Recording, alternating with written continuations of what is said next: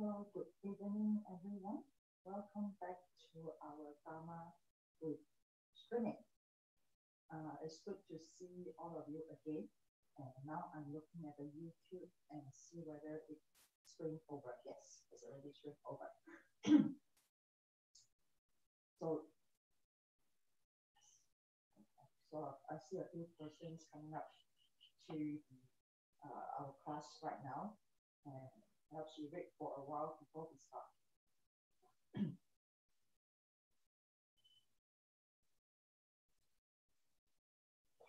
Okay, so today we are going to continue with our discussions on the meditation 101. Okay, on the meditation 101. And for this session, I would like to introduce to you the teachings from the Buddha about meditation. And these teachings is not just to the monastic, it's also to the lay members. For all of us to do our contemplation when we are practicing the meditation. So as per our previous class, we already talked about meditation is not just for sitting there quietly. It's not just for having a peace and quiet feeling. It's more than that. Oh, okay, it's very low for me. Let me try and see if I can make the sound higher.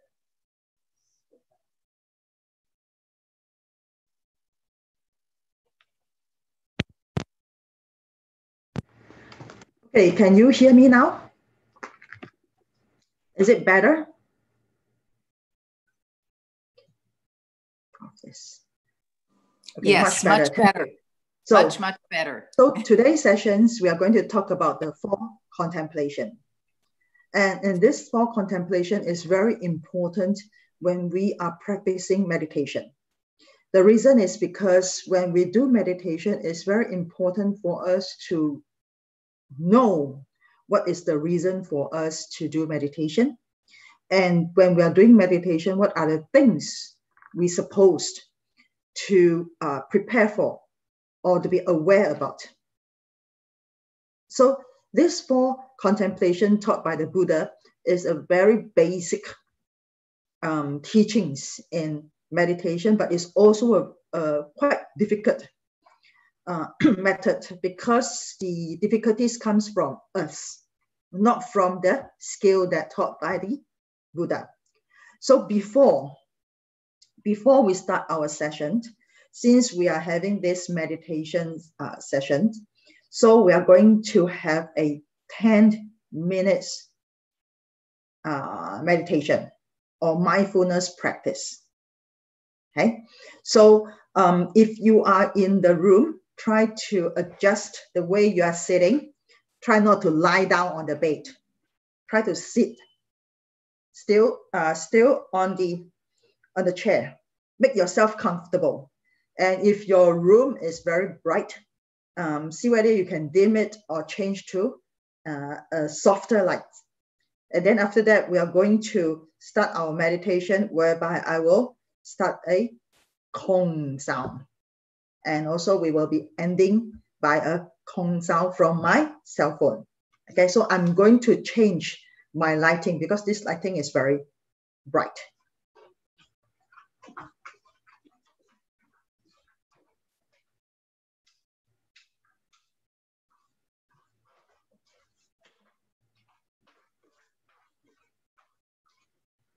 Okay, this is much better. Okay. So now please, we start to have a 10 minutes meditation. And in this 10 minutes meditation, it's very simple. Just try to sit there and relax.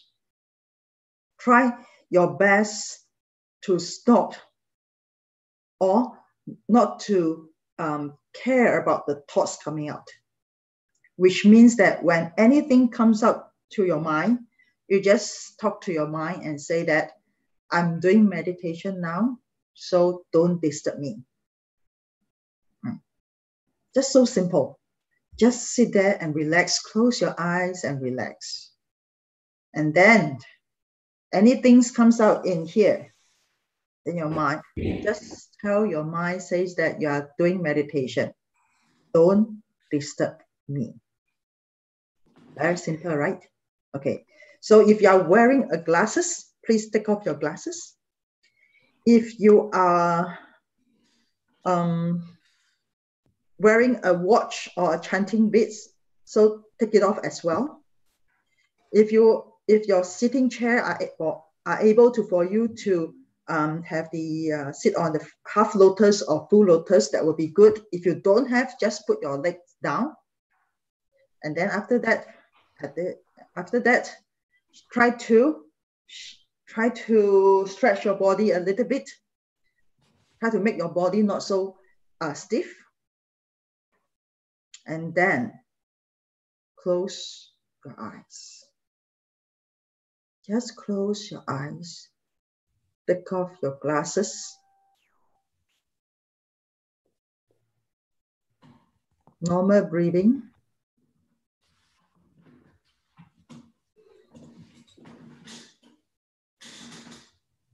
And now, please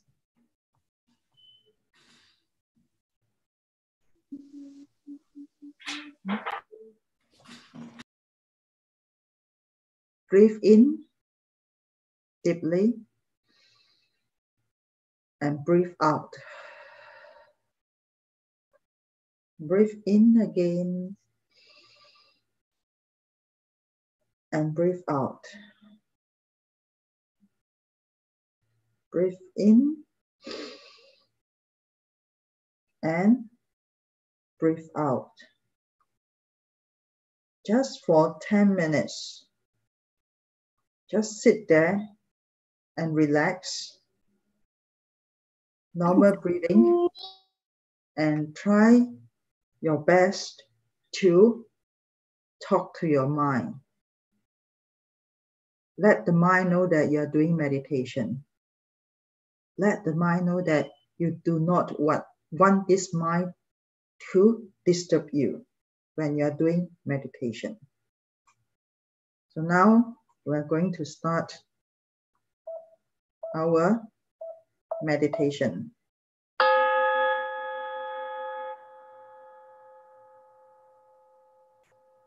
Just for 10 minutes, sitting there, relaxing, and do nothing.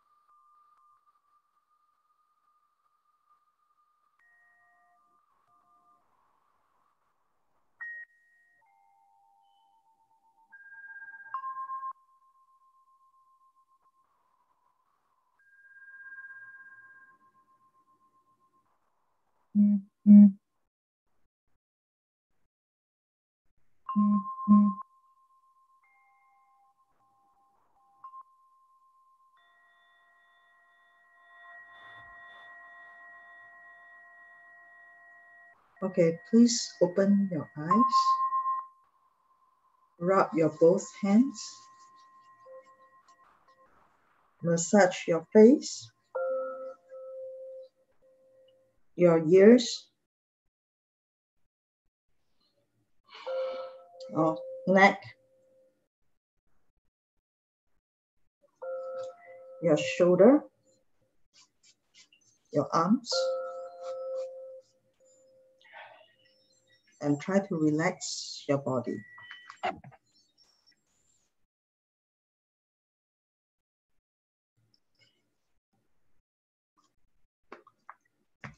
So now we are going to start to talk about the 4 contemplation, which I'm going to show you the PPT that I prepared.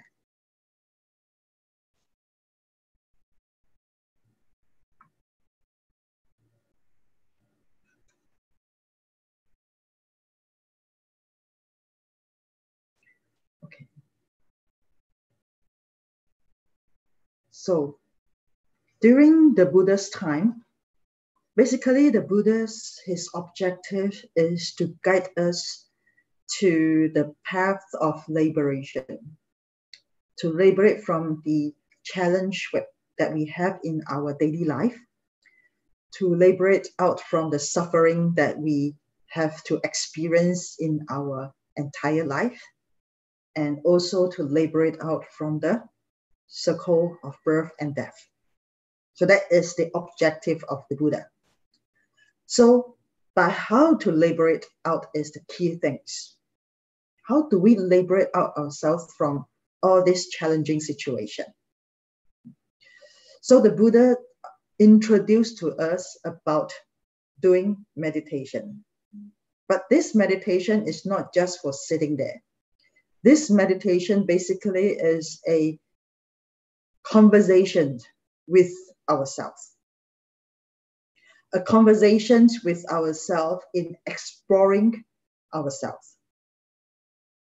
And through understanding of ourselves and this phenomenal world, we find a way to reduce the unpleasant feeling that we have to face in this life.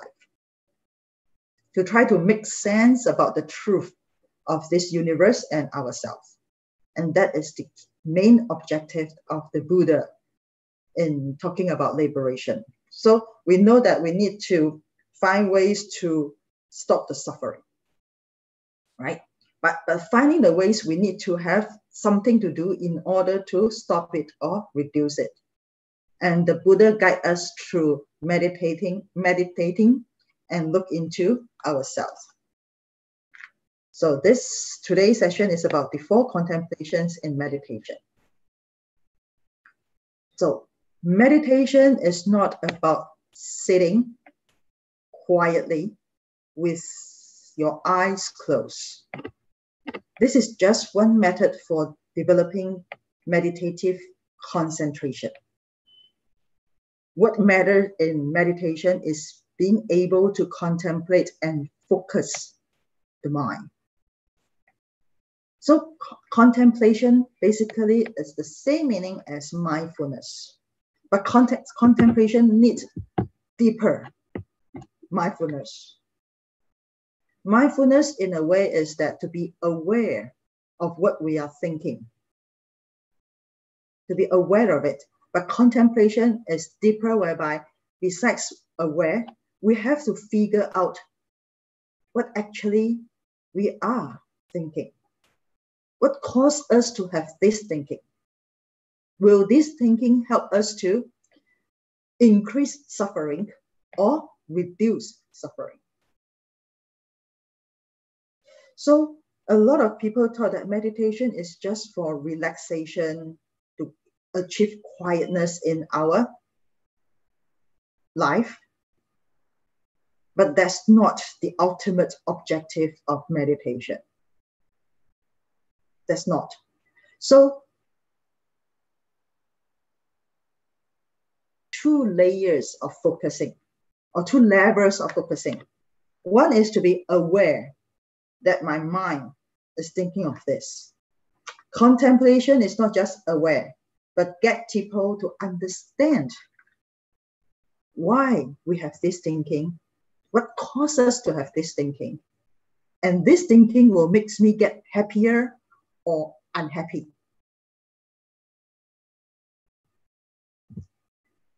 So to practice meditation, one must focus on the present moment. At this moment, stop delusion and see the mind. And that's the reason why when I guide meditation, I always tell the members is that talk to your mind. That now I am doing meditation. I'm not going to think about the past or the future. Just at this moment, the present moment, I'm doing meditation. Whatever things that comes out from my mind, whatever thoughts that comes out, whether it's the memory from the past or the thinking or planning for the future, it's not important. At this moment, I'm doing meditation.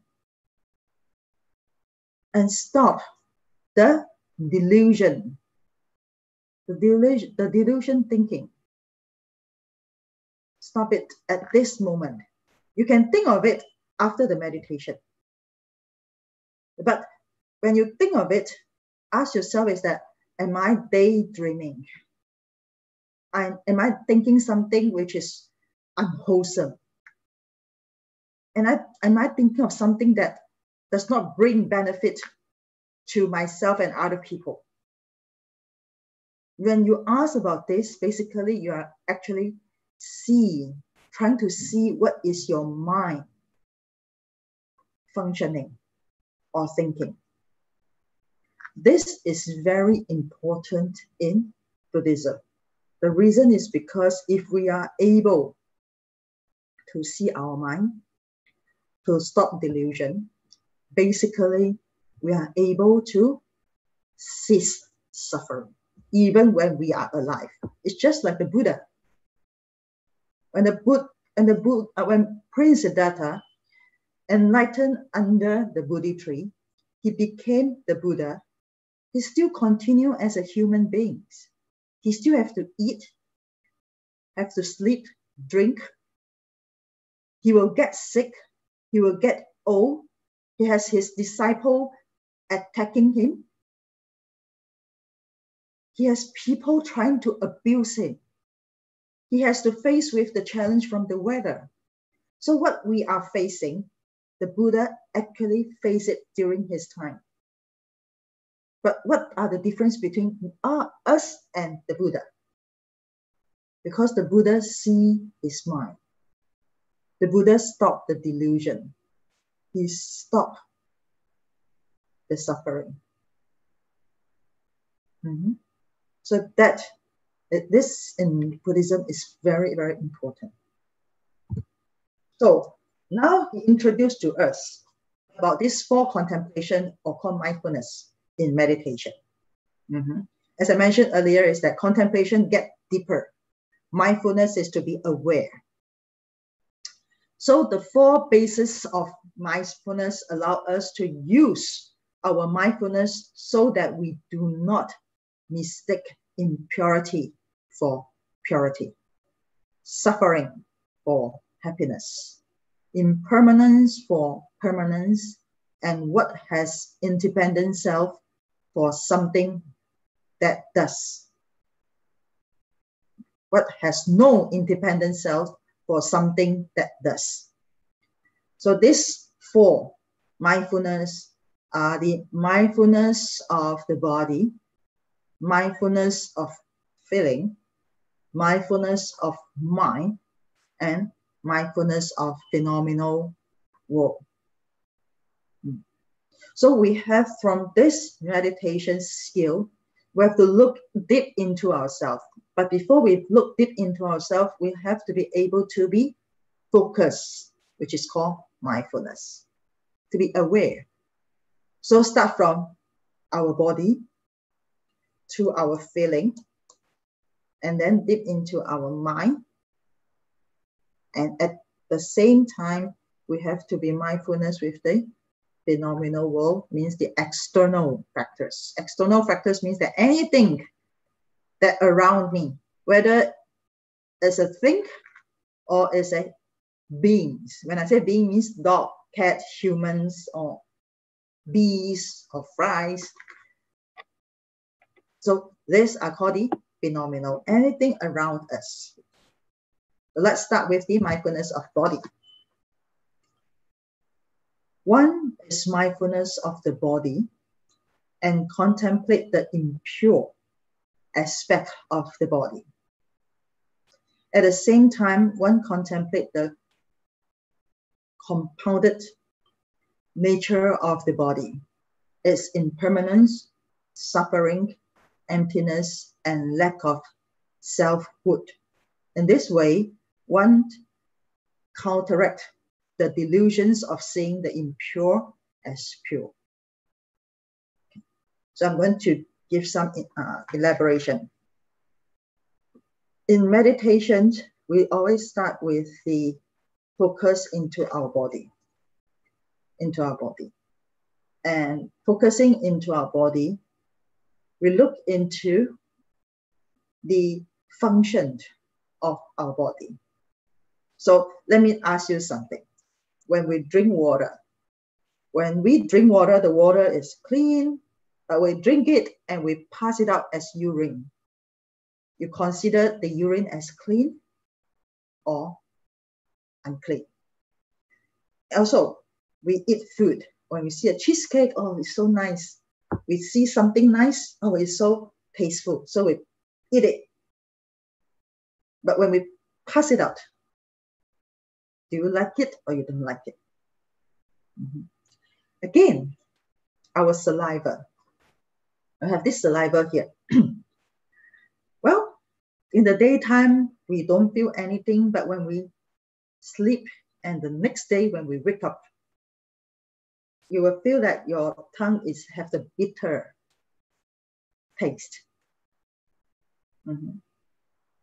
So in our body, basically our body are, in a way, is that we've grown up from a baby to an adult, but at the same time, we are declining as well. So we like our body so much, but if you look deeper into our body, it's actually getting, in a way, is decaying. So why do we need to be so care or so attached to our body?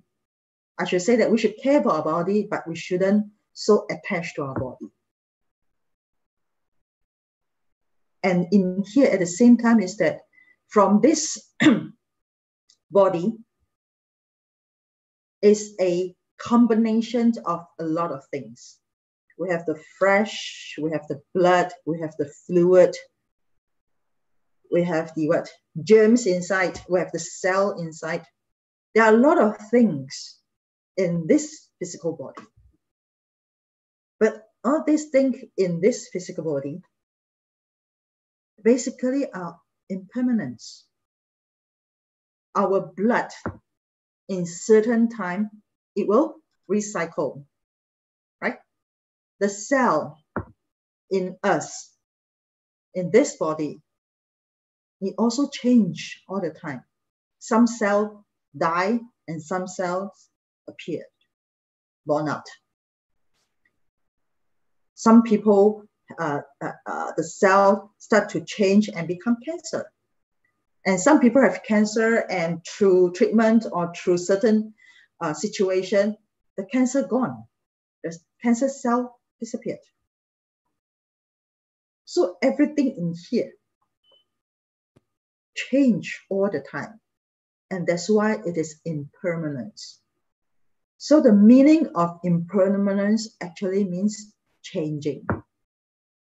But we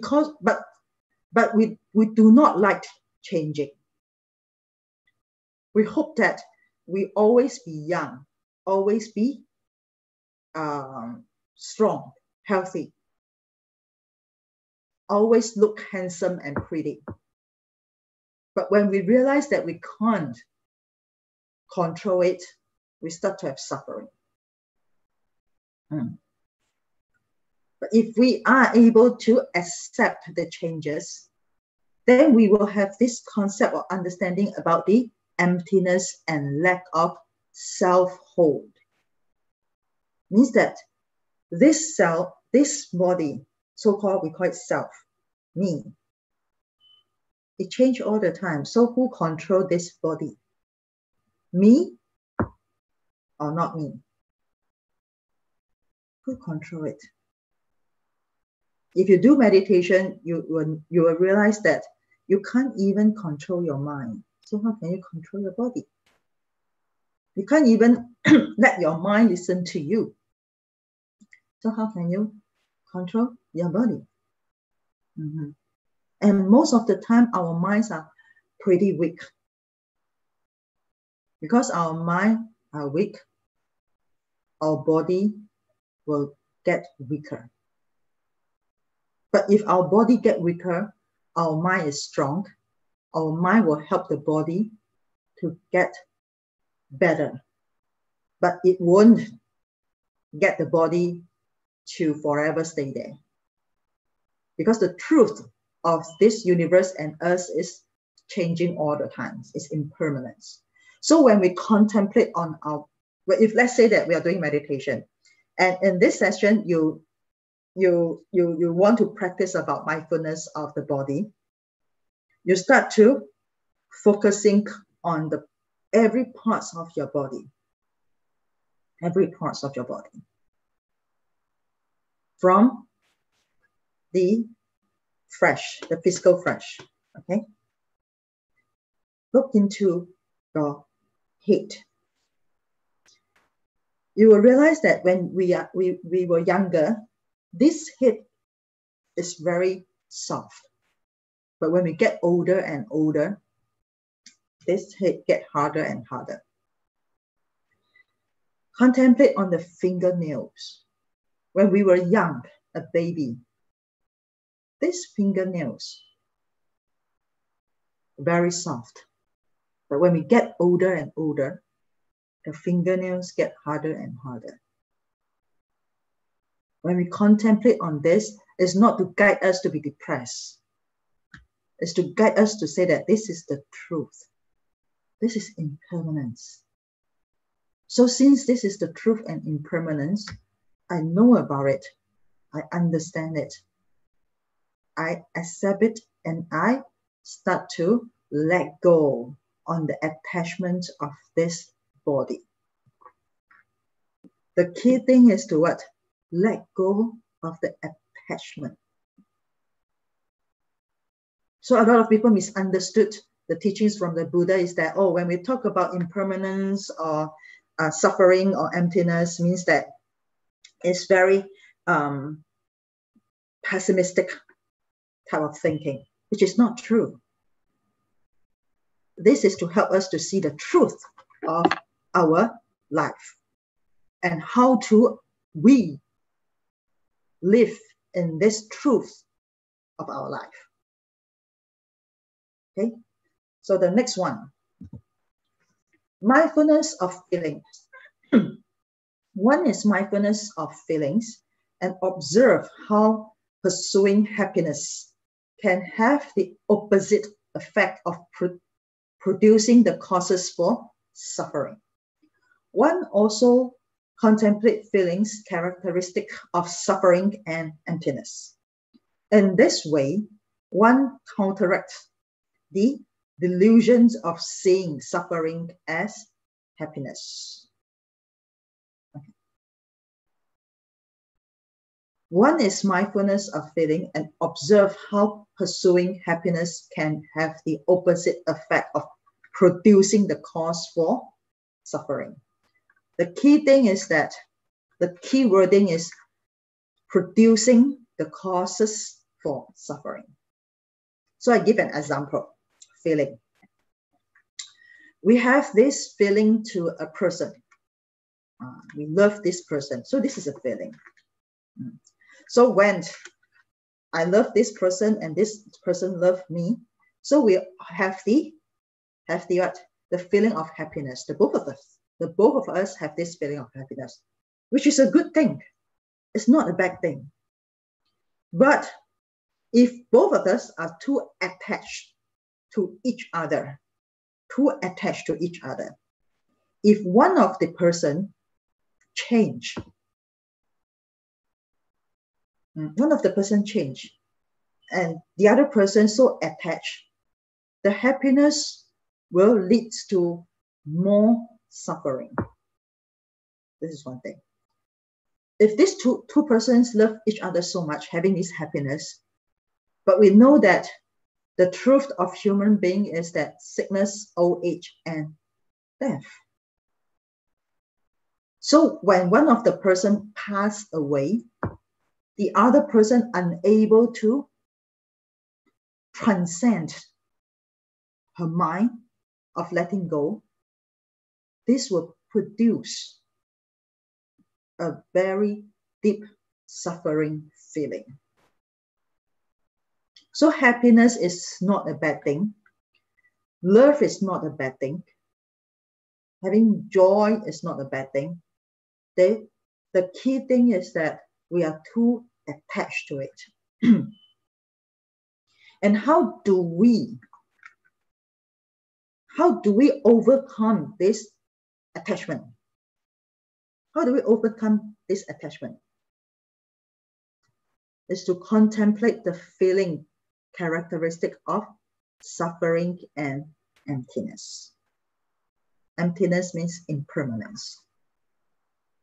Again, somebody says that, Venerable, how do I let go?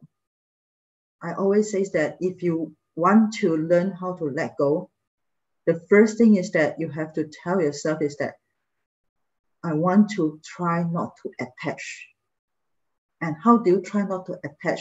You have to ask yourself is that, do I want to continue my suffering? If you enjoy your suffering, that's fine, by all means.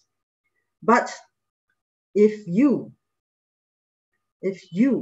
think that it's time for me to stop the suffering, then you will find a way to stop it, right?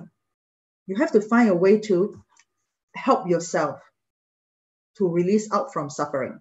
So how do you help yourself to release out from suffering? You have to contemplate on the truth. On the truth that I have happiness, but now I'm suffering. Why? The answer is always because we are too attached. Attach the feeling of the other person. So I always say that there's nothing wrong with love. There's nothing wrong with happiness. But when we lead ourselves from happiness to the attachment of certain things, then this will definitely bring us to suffering. Okay? Okay. Okay, so the next one. Okay, it's not listening to me. Okay. Mindfulness of the mind. Now, from the body, physical body, to our feeling, we feel the pain, we feel the love, we feel the hurt feeling. We feel everything. Now is that we have to look into our mind. What are we thinking when we have this feeling? So one is mindfulness of the mind and contemplate the impermanence of the mind as the seeker by contemplating the arising and ceasing of thoughts. In this way, one counteract the delusions of seeing impermanence as permanence. When we look into our mind, basically we have to really practice mindfulness. We always think that we understand what we are thinking, but most of the time, actually, we do not really understand. We thought that I know what I'm thinking. But if you really do meditation and really focus into your mind, you basically will ask yourself, is that, what am I thinking? So mindful of the mind. What is the mind thinking? Contemplate the impermanence of the mind as the seeker by contemplating the arising and ceasing of thoughts. Don't you realize that our mind function very fast? Our mind change very fast.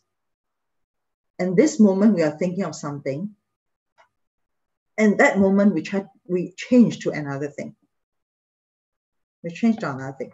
But you will also realize something is that when we have this feeling of suffering, our mind starts to get slower. We too attached to the suffering. We get slower and longer, the suffering. You will realize that it gets longer. Even though you know that this will change, but you refuse to let this suffering stop. So in order, when we are feeling unhappy, we can still continue to choose to be unhappy for days and months, for years. All of us have the choice in our life. But if we want to stop this suffering, then how do we stop it? Contemplate on the impermanence of this mind and this truth of this universe. Let's say, for example, our loved one passed away. It hurts. We feel pain. All of us have this feeling. If you ask me, if my mom passed away, definitely I will cry. It will hurt. Even though I know that the truth of our life is birth, old age, sickness, and death. But a person that's so close to us pass away, it definitely hurts. And definitely we have this suffering feeling. We can choose to let this suffering continue for a long time. But we can also choose to transcend this suffering to a peace feeling. How do we transcend it? Contemplate on the impermanence, in the impermanence of truth. So our mind, all this thinking in here, it arises and it will also cease. But who make the decision to arise or cease? Us. But you might question me is that, Venerable, I can't control it. And why we can't control it? Because we are not mindful enough. We do not understand ourselves enough. So since we are not mindful and couldn't understand ourselves enough, that's why we are unable to control the feeling, the suffering in here. So impermanence basically brings us hope You know why? Because of impermanence, all suffering will have a chance to reduce or cease. Because of impermanence, we know that when we are happy, this moment of happiness will also pass away. So we will cherish these moments. We won't waste our life or waste our conditions, our relationship with other people. You will cherish every moment with the person you love. And when this person passes away, or something that's no more with you, you won't have a feeling of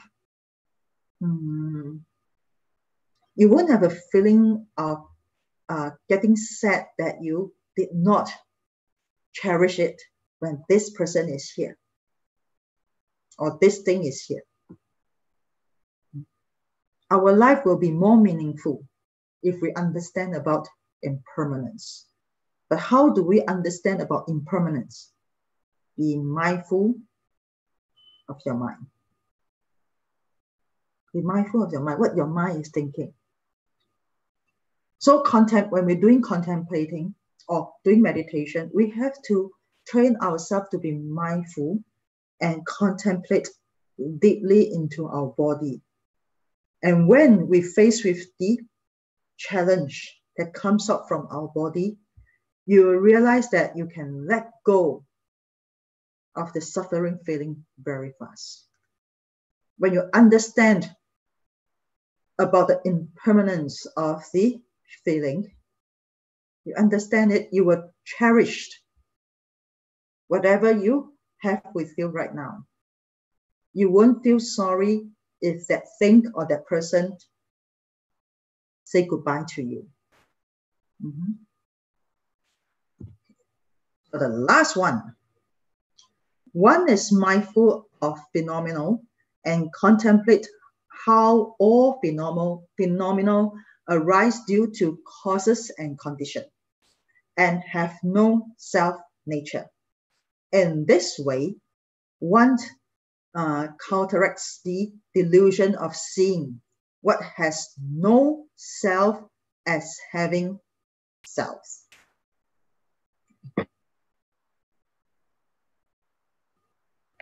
In here, it talked about this phenomenal. Phenomenal, as I mentioned earlier, is that the things around us, the people or the other beings around us, we have to understand that all these things arises because of cause and condition, including us. If you attend my classes, the past few English Dharma classes, you realize that you will remember that I keep mentioning is our body basically is a combination of a lot of conditions. Besides our parents, we also need this oxygen. We need water. We need food. We need a lot of things in order for us to grow, whether healthy or not healthy. But definitely it's not just me, myself, are able to grown up. So all things in this world is a combination of cause and condition. But at the same time, all things in this phenomenal world cease is also because of cause and conditions. Cause and condition. So cause and condition change all the time as well. So when we regard this mouse, I have this mouse here, you can see it, my mouse. This mouse as a self, which means that this mouse will be forever, functioned forever. Do you think so? And also, why do we call this thing as mouse? I thought mouse means the mouse that the cat like to chase after. Who give the name to this thing called mouse? So all things arises because of cause and conditions, and all things cease because of cause and condition. And if we do not accept this, we accept that this is a self.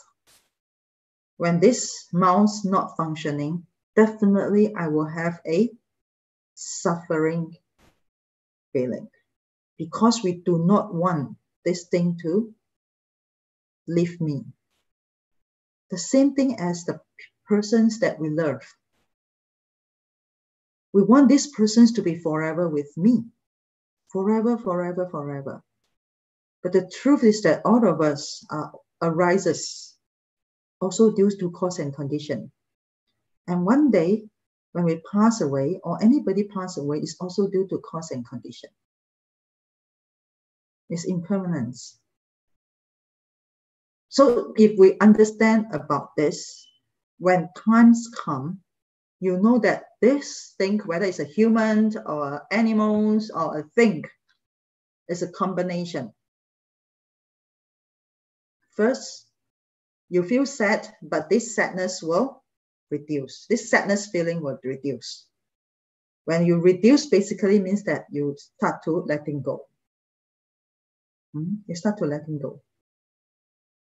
When you start to learn to letting go, the suffering, unpleasant feeling will getting shorter and shorter.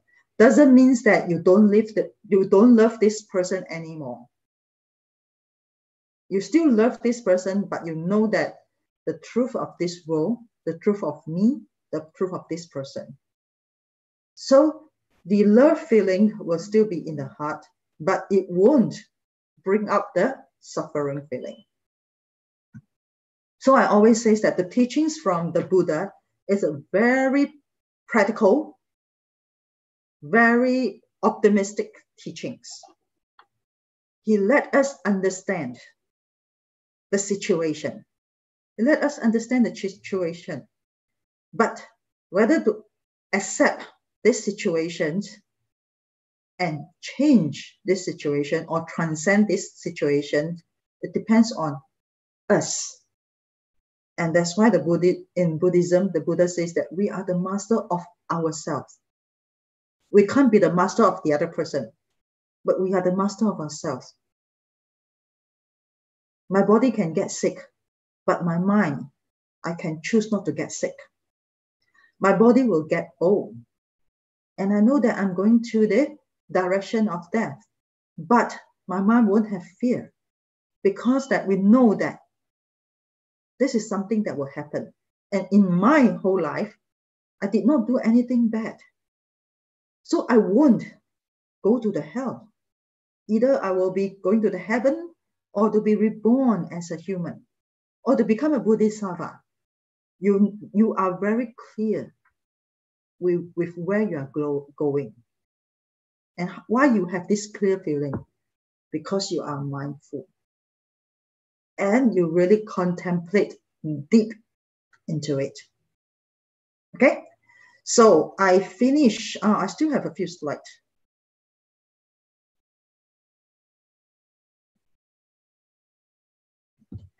So once again, meditation is not about sitting quietly with your eyes closed.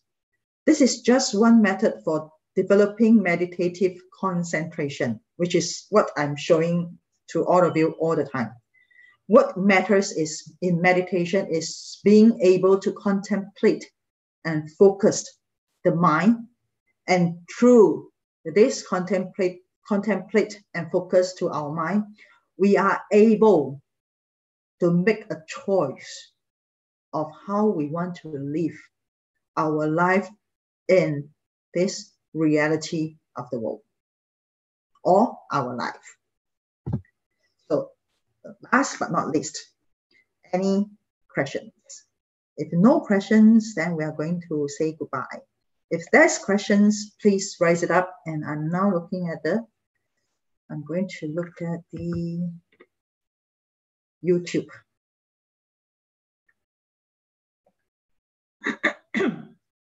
Sorry. Anybody have any questions? Any comments?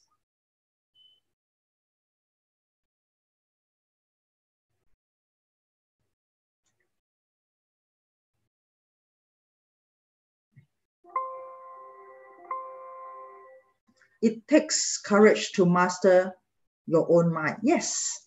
And that's why in Buddhism, we say that a practitioner is a warrior. But this warrior is not fighting with the people around them. This warrior basically is trying to be the master of our mind, of our own mind. Okay. Any other comments or questions? So I hope that all of you in this sessions try to think about one thing, is that why am I doing meditation? What am I looking for? If you're doing meditation just for quietness, you might be quiet at this moment, but when you walk out from the meditation hall or stand up and start to go to work, your mind doesn't belong to you. You still have a lot of defilements. And this is the reason why the Buddha says that we use the meditation as a tool. It's just a tool. The objective is to be able to manage our mind and be the master of ourselves. Okay, there's a comment in the Zoom. The beauty of our oneness is that even when someone passes, the experiences and their wisdom become part of us. Yeah, it will be in here. It won't disappear. It will be in here. But when it's in here, it won't be something that causes us to feel suffer. Even though sometimes we feel the loneliness feeling, but we know that this is a loneliness feeling and it's also impermanence. And when we know about this, we will know that if this loneliness feeling brings me happiness, then continue to have this loneliness feeling.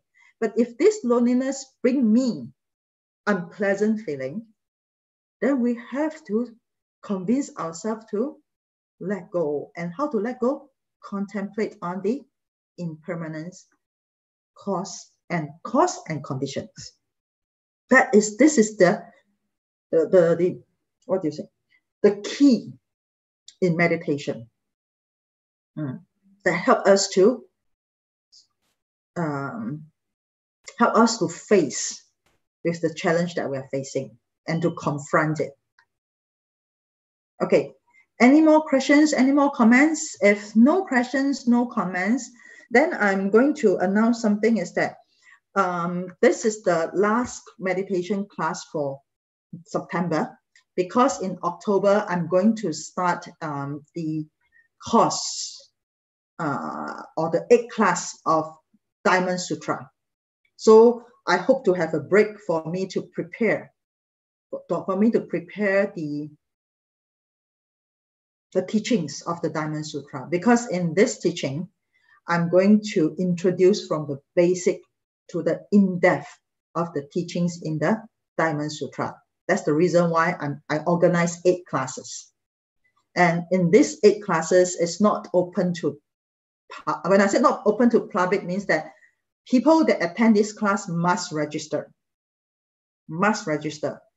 So I will give the Zoom link. So I won't put into the YouTube. I will record in the YouTube, but I won't put into the YouTube. Why I put into, I won't put into the YouTube for public. I will record in the YouTube.